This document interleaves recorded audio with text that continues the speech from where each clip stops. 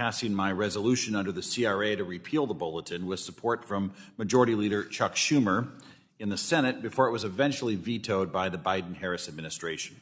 We are now hearing that the SEC's Office of the Chief Accountant is engaging in conversations with some market participants on a case-by-case confidential basis to inform them if they need to comply with SOB 121.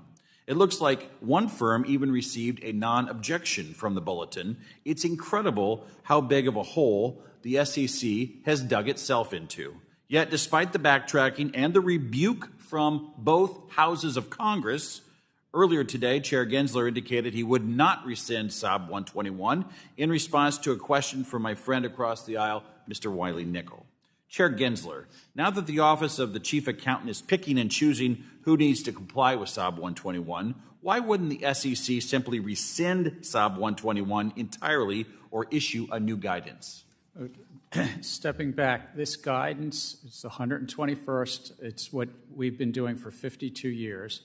And it's guidance about what happens in bankruptcy, whose assets are there. And crypto bankruptcy after crypto bankruptcy, the bankruptcy courts have said it's not the investors, it's the bankruptcy estate. That's what that accounting bulletin is about.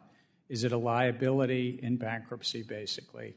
And customers get hurt. Let me reclaim my time, Mr. Chairman. Commissioner Peirce, what kind of signal does it send when the SEC is carving out individual firms from its own staff accounting guidance on an one-off basis? What would be the approach you'd recommend instead of a response to the problems caused by SOB 121? The approach I'd recommend is we need to go back to the drawing board. We need to figure out what the right accounting is in this area, and we need to do that involving the public in a process, not just putting out a staff bulletin. And then applying it, Chair Gensler mentioned earlier, it applies to public companies, and that's true. It applies on its face to public companies, but we've also applied it to broker-dealers, and now, as you pointed out, we're peeling it back for particular entities. There was a question earlier about why there's only one custodian in the ETP space, and one of the reasons is because of our SAB 121, which makes it very hard for people to be custodians in this space. And think about the market concentration. There's been no accounting bulletin from the SEC that has ever been as fundamentally flawed as SOB 121, nor has there ever been one that has been considered a rule according to the GAO, and we certainly haven't seen 60 U.S. senators overturn any of the 120 previous accounting bulletins either. Something's amiss here. This does not look right for the SEC. The situation we're in today is indicative of a failure of your organization to recognize just how problematic SOB 121 has been. Chair Gensler, do you believe that SOB 121 has led to concentration risk because of how few entities are able to offer digital asset custody services?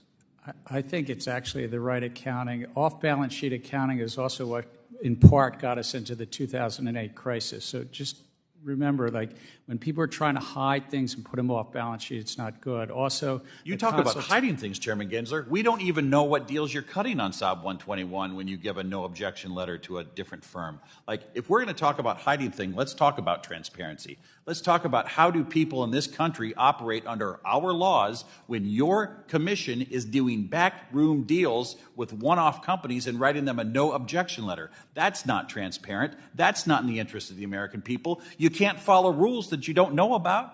What's going on? The accounting bulletin is the staff accounting bulletin is out, but also for years, companies come in, public companies, and said, this is how we're going to account for something.